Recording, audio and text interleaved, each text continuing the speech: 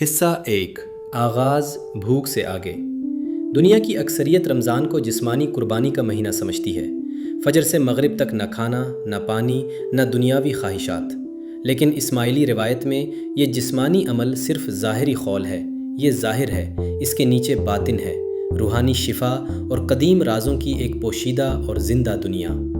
آج ہم اسماعیلی تعلیمات میں گہرائی سے جائیں گے تاکہ سمجھ سکیں کہ ایک اسماعیلی کے لیے روزہ صرف 30 دن کا عمل نہیں بلکہ روح کا عمر بھر کا سفر ہے۔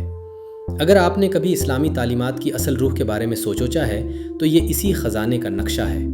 حصہ 2 مثال روح کا طبیب۔ آئیے ایک خوبصورت مثال سے آغاز کرتے ہیں۔ جس طرح جسم کو صحت مند رہنے کے لیے خوراک کی ضرورت ہوتی ہے، اسی طرح روح یعنی نفس کو بھی اپنی غذا چاہیے۔ جب جسم بیمار ہو جائے تو ڈاکٹر بعض اوقات مخصوص کھانوں سے پرہیز یعنی روزہ تجویز کرتا ہے تاکہ جسم شفا پا سکے۔ اسماعیلی تصور میں امام ایک روحانی طبیب ہے۔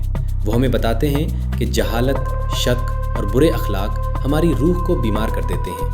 روٹی اور پانی سے جسمانی پرہیز ظاہر کی دوا ہے، لیکن باطن کی دوا یعنی روح کا روزہ یہ ہے کہ صرف لفظی معنی تنزیل پر اکتفا نہ کیا جائے بلکہ اس کے حقیقی مفہوم تعویل تک پہنچا جائے۔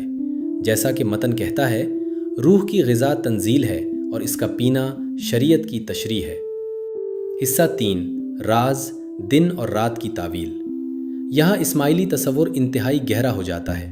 تعویل میں دن نبی اور شریعت کی ظاہر دنیا کی نمائندگی کرتا ہے، رات امام اور باطن کی پوشیدہ دنیا کی علامت ہے۔ ہم دن میں روزہ کیوں رکھتے ہیں؟ باطنی مفہوم میں کھانا علم حاصل کرنا ہے۔ دن میں روزہ رکھنا اس بات کی علامت ہے کہ ایمان کے رازوں کی حفاظت کی جائے، یعنی ہر شخص کو وہ گہرے اسرار نہ بتائے جائیں جو وہ سمجھنے کے لیے تیار نہ ہو۔ کسی نااہل شخص کو راز بتانا ایسا ہے جیسے قبل از وقت روزہ توڑ دینا۔ یہ روحانی بدہضمی کا سبب بنتا ہے۔ جب رات آتی ہے یعنی امام کی رہنمائی کا وقت تو افطار شروع ہوتی ہے۔ یہی وہ لمحہ ہے جب باطن کی روشنی سچے متلاشیوں پر ظاہر ہوتی ہے۔ حصہ 5 حقیقی روزہ 365 دن کا روزہ۔ یہ سب سے گہرا حصہ ہے۔ جہاں دنیا رمضان کو 30 دن مناتی ہے، وہاں اسماعیلی طالب حقیقت کو حقیقی روزہ سکھایا جاتا ہے، 365 دن کا روزہ۔ ہمارے 48ویں امام سلطان محمد شاہ نے سکھایا کہ حقیقت کے طالب کے لیے روزہ کبھی ختم نہیں ہوتا۔ انہوں نے اس ابدی روزے کو 3 اصولوں میں بیان کیا۔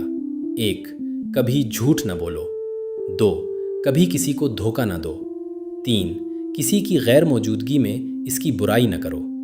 یہی وہ ریاضت ہے جس کا ذکر متن میں ہے۔ جب انسان سال کے ہر دن اپنی زبان، کان اور آنکھوں کو قابو میں رکھتا ہے تو دل کا آئینہ صاف ہو جاتا ہے اور وہ نور الہی کو منعکس کرنے لگتا ہے۔ حصہ 6 آج کی دنیا میں اس کی اہمیت۔ ہم شور اور روحانی بھول کی دنیا میں جی رہے ہیں۔ اسماعیلی تصور روزہ اس شور کے خلاف ایک خاموش بغاوت ہے۔ یہ شعوری زندگی گزارنے کا نام ہے۔ جب آپ باطنی روزہ رکھتے ہیں تو آپ تزکیہ نفس کرتے ہیں۔ آپ چاہے سائنسی تحقیق ہو جو بتاتی ہے کہ روزہ جسم کو صاف کرتا ہے، یا روحانی حقیقت جو دل کو پاک کرتی ہے، پیغام ایک ہی ہے، اعتدال ہی شفا ہے۔ حصہ 7 نتیجہ کمال کا مقصد۔ میزبان خلاصہ کیا ہے؟ اسماعیلی تصور بتاتا ہے کہ جسمانی روزہ ایک مثال ہے، ایک تربیتی میدان۔ ہم 30 دن کھانا چھوڑ کر یہ ثابت کرتے ہیں کہ ہم عمر بھر اپنے نفس اور گناہوں کو بھی چھوڑ سکتے ہیں۔ جیسا کہ قرآن سورہ بقرہ میں فرماتا ہے، اور روزہ تمہارے لیے بہتر ہے اگر تم جانتے ہو۔ اب آپ باطن جان چکے ہیں۔ جب بھی آپ غصے کے بجائے نرمی اور جھوٹ کے بجائے سچ کا انتخاب کرتے ہیں، آپ حقیقی روزہ رکھ رہے ہوتے ہیں۔ اگر اس ویڈیو نے آپ کو اسماعیلی راستے کی خوبصورتی دکھائی ہے تو لائک اور سبسکرائب کریں۔ آئیے سطح کے نیچے موجود روشنی کی تلاش جاری رکھیں۔ یا علی مدد۔